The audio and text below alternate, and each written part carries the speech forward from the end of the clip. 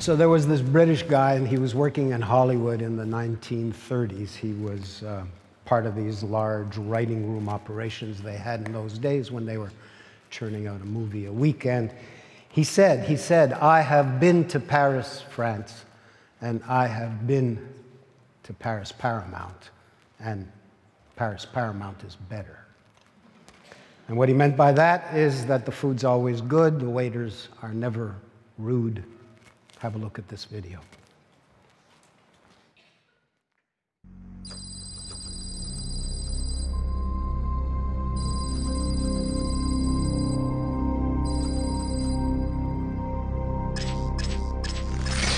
Welcome to International Financial News. I'm Lindsay Hawthorne.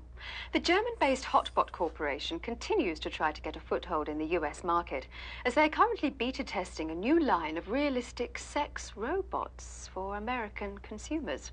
So far, the Hotbot Corporation has not been granted US patent approval for the radically advanced technologies controlling the robots, but Hotbot executives are hoping to make their case to Congress in the coming months. This is the Hotbot Corporation, where the sexual pleasure industry will soon be revolutionized by providing safe, disease-free, and uninhibited erotic satisfaction for discriminating consumers. The hypoallergenic Hotbots are designed at a state-of-the-art facility in Germany and built in Japan. I'm here with the inventor of the Hotbot, Dr. Heinrich Schäfer. Hello. Thank you, Nigel. Allow me to introduce Sophia.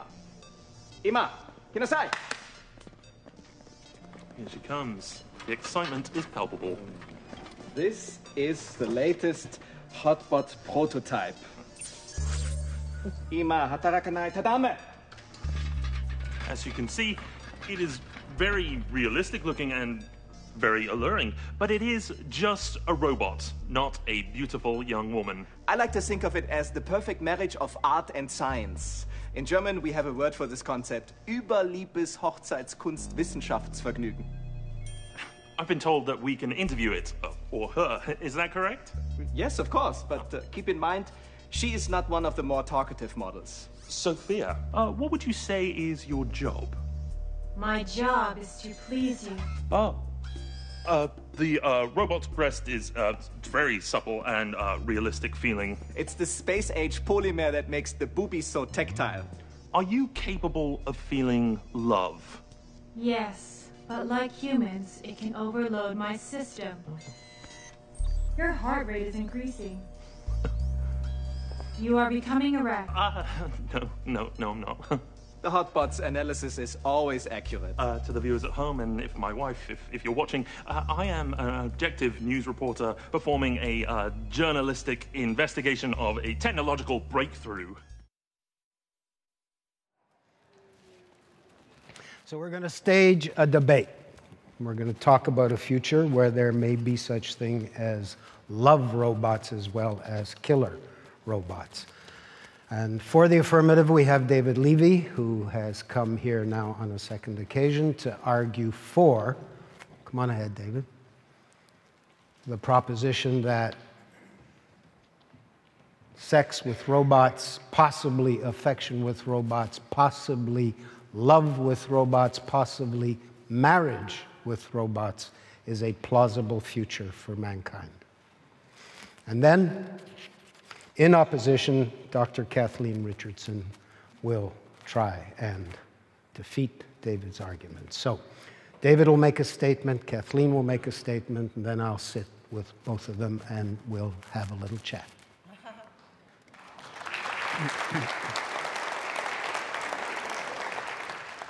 Thank you, Moses. The last time I was here at IdeaCity was 8 years ago, when Moses invited me to come and talk about my recently published book, Love and Sex with Robots. The talk, like the book, was crafted to explain why I was totally convinced that by the year 2050, people would not only be having sex with robots, people would be falling in love with them, and in some cases, even marrying them. But largely, 8 years ago, my words fell on deaf ears. I would guess that maybe 10% of the audience at most left my talk believing what I said and thinking that my vision of the future was a correct one. But since then, there's been a huge amount of publicity devoted to the subject. And it's not just a tiny % of the population who find it interesting and plausible.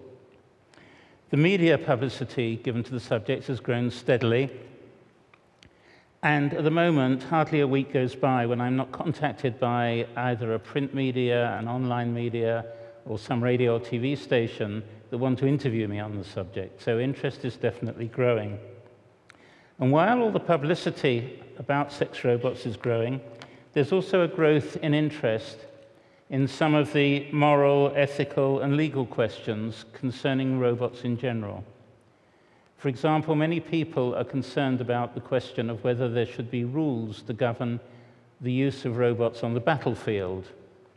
And there are a number of people, particularly legally minded people, who worry about what should happen when robots do wrong, who should take the blame.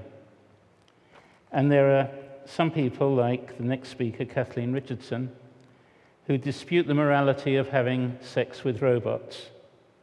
Kathleen is strongly against the idea, and together with Eric Billing, she launched last year the campaign against sex robots, a campaign with a mission of raising awareness about how sex robots are, quote, potentially harmful and will contribute to inequalities in society, unquote. I'm here today to defend sex robots against Kathleen's onslaught. My talk, as you can see, is called In Defense of Sex Robots.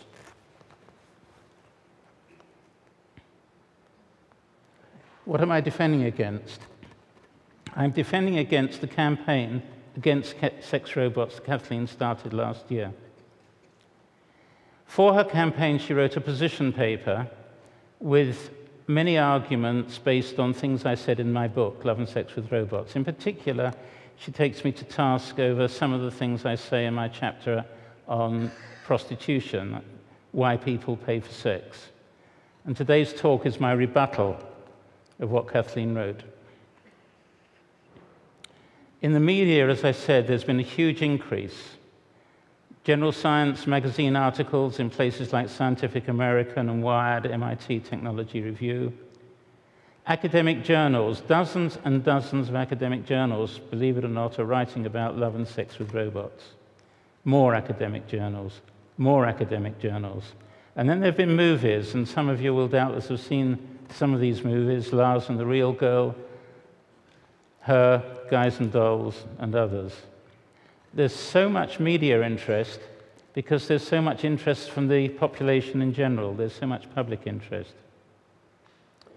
Now, Kathleen, as I say, takes me to task about some things in my chapter on prostitution, and she sort of says that the future I see is based on the relationship and the exchanges that take place in the prostitution industry.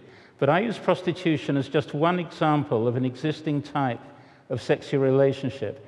What's interesting about prostitution is that surveys as to why people use the services of prostitutes indicate, surveys carried out by research psychologists indicate that the most common reason why people use the services of prostitutes is variety. They like having a variety in their sexual partners. They like having variety in the sexual experiences they can enjoy with those partners. And most of the top few reasons given why people use the services of prostitutes could also apply equally to the use of robots, sex robots. Because people who buy sex robots or hire sex robots will be able to enjoy a wide variety. They can have tall robots, short robots, fat robots, thin robots, robots with big boobs and small boobs, blonde and brunette robots, whatever variety they want, and also whatever sexual experiences they want, because robots will be able to deliver all of them. Kathleen also disagrees with me when I say that sex robots will reduce prostitution. To me, it seems self-evident. If someone's having sex with a robot, they're not having sex with a prostitute. So I see no reason why sex robots can't obviously be said to reduce prostitution.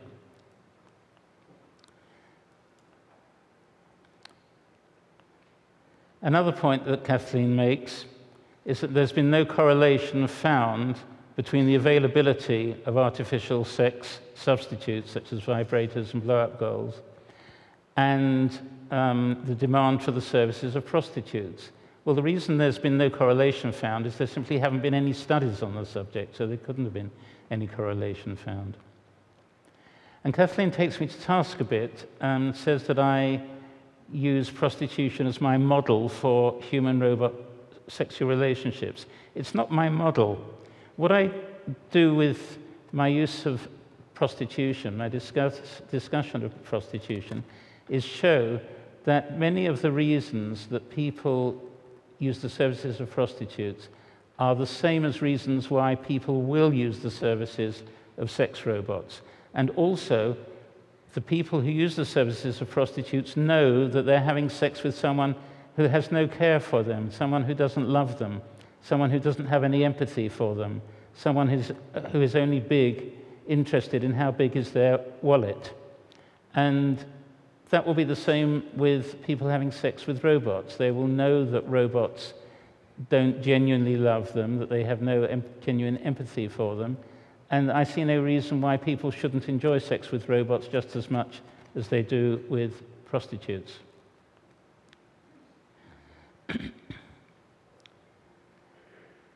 Another point that I make in my book is that people who have sex with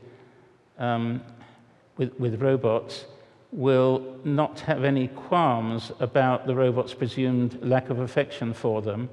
And as artificial intelligence is developed further, robots will develop more human-like personalities and more human-like characteristics. And when that happens, the robots will actually appear to have empathy for the humans, and so that will make the relationship, the sexual relationship, more like a human-human sexual relationship. The lack of empathy that sex workers enjoy from their clients, with their clients, is something else that Richardson raises. But if you think about the number of sexual encounters that take place in the world every single day, many of those are sexual encounters where there is no empathy between the partners, but the partners don't feel a lack of enjoyment because of the lack of empathy. The next point of rebuttal is that Richardson writes about the development of sex robots not being confined to adult females, because adult males are also a potential market for homosexual males. But then adult male sex robots are also a potential market for adult heterosexual females. Many women pay for sex, and that tendency is on the rise. So I think when male sex robots are available, we'll find many, many women using them. Richardson writes that sex with robots is neither ethical nor is it safe. But sexual mores and the ethics of sex have changed hugely in the last 100 or 50 years. Sexual practices that were illegal or considered immoral 50 years ago are now almost de rigueur in the bedroom these days. For example, oral sex, which until a few years ago was illegal in some American states. So my conclusion is that Kathleen's use of my book, Love and Sex with Robots, in her position paper misunderstands and misinterprets much of what I've written. And finally, haven't we already reached the point when consenting adults can do with other consenting adults whatever they like in the bedroom? And if they can, why not do it with consenting robots as well? Thank you.